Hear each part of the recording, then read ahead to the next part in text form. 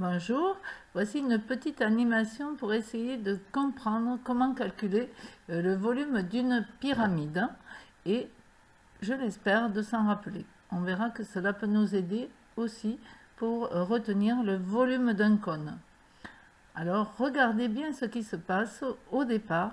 Nous avions un cube bien fermé et maintenant nous voyons que ça s'ouvre. Ça s'ouvre pas n'importe comment.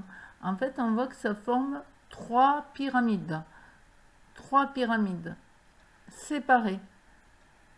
Donc, il faut trois pyramides pour remplir le cube entier. Voilà ce que nous voyons ici. Trois pyramides pour remplir le cube en entier.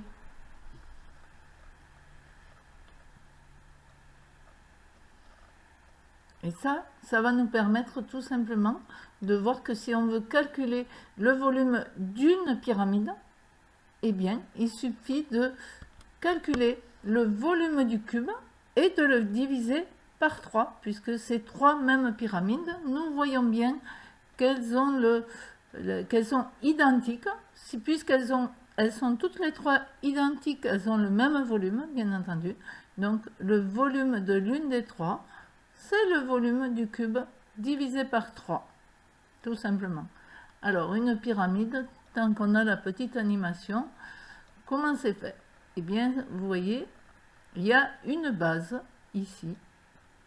Ça, c'est la base de la pyramide bleue. Ça, c'est la base de la pyramide jaune. Et en bas, ici, la base de la pyramide violette.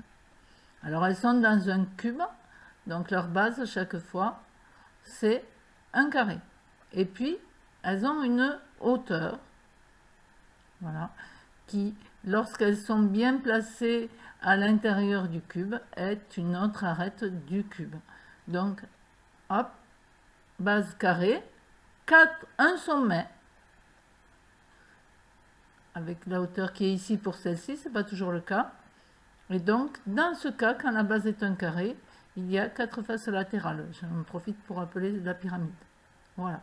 Donc, essayez de vous rappeler, grâce à cette animation, je l'espère, que pour calculer le volume d'une pyramide, eh bien, il va falloir diviser par 3. Alors, le volume du cube, côté fois côté fois côté ou côté au cube, ou bien aussi, comme c'est un prisme droit particulier dont toutes les faces sont des carrés, on pourrait faire l'aire de la base, qui est un carré, certes, côté fois côté, mais l'aire de la base que multiplie la hauteur.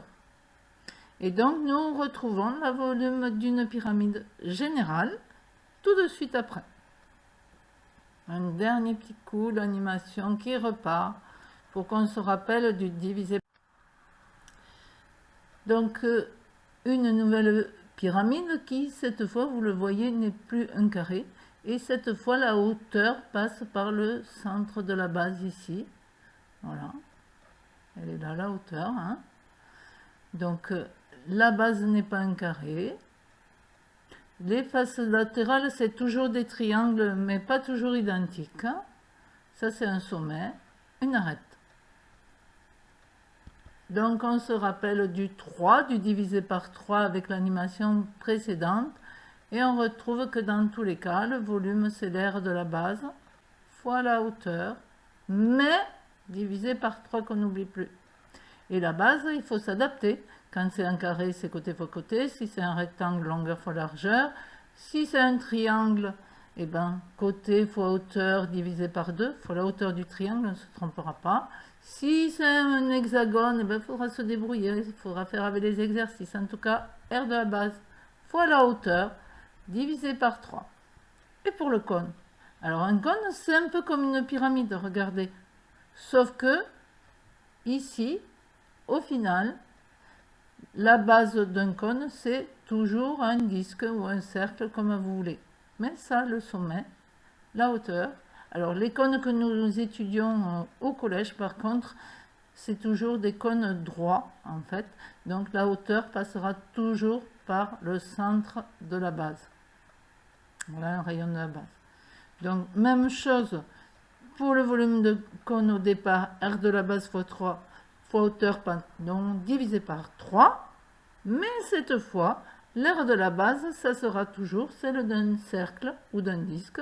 On n'aura pas besoin de s'adapter. Donc l'aire de la base, ça sera pi fois rayon au carré. C'est pourquoi, bien souvent, pour le volume d'un cône, on vous dit que c'est pi fois rayon au carré fois la hauteur, divisé par 3. Toujours pareil, divisé par 3. Ne l'oubliez pas de diviser par 3. Et c'est pareil si un de vos professeurs vous dit un tiers que multiplie pi fois rayon au carré fois hauteur, c'est la même chose. Hein. N'oubliez pas, un tiers fois un nombre, c'est comme le nombre divisé par 3. C'est pareil. Pensez-y, pensez à ma petite animation, vous n'oublierez plus le divisé par 3 pour les volumes. Allez, bon courage et à bientôt.